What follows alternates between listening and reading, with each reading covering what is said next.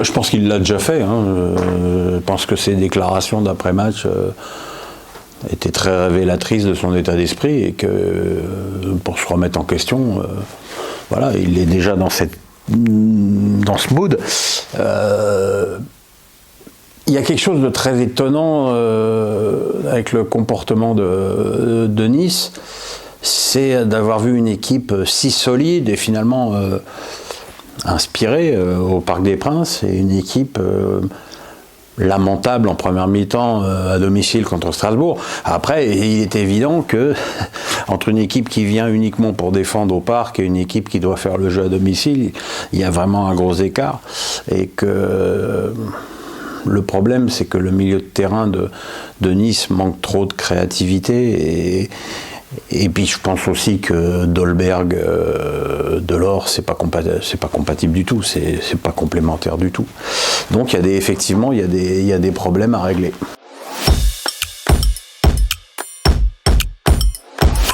Non,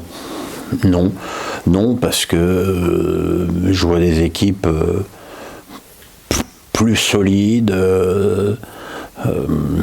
Déjà Rennes me paraît, quand on voit comment Rennes a rectifié le tir après sa défaite à domicile contre Lille à Saint-Étienne, on ne voit pas Lyon capable de ce genre de réaction. C'est très décevant parce que cet effectif lyonnais, il est quand même vraiment pas mal, quoi. Mais ça marche pas, quoi. Ça marche pas. Défensivement, c'est très faible.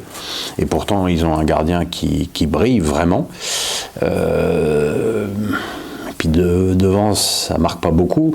Surtout quand Peter Bosz a quand même la drôle d'idée d'enlever son meilleur buteur avec Toko Ekambi. C'est-à-dire que la compo d'équipe de départ à Bordeaux, où finalement il n'y avait pas d'attaquants, quoi. Il y avait Aouar, Shaqiri et Paqueta, donc c'est pas des attaquants. Donc quand tu commences à inventer une équipe sans attaquants, c'est compliqué.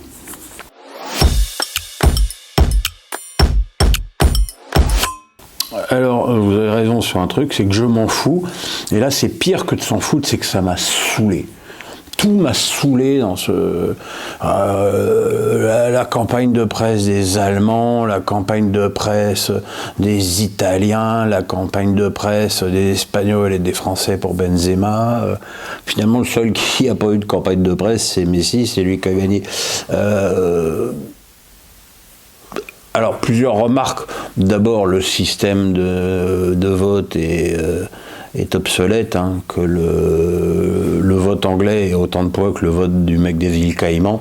J'ai rien contre les îles Caïmans, c'est certainement très joli, mais footballistiquement, ça n'a pas de sens.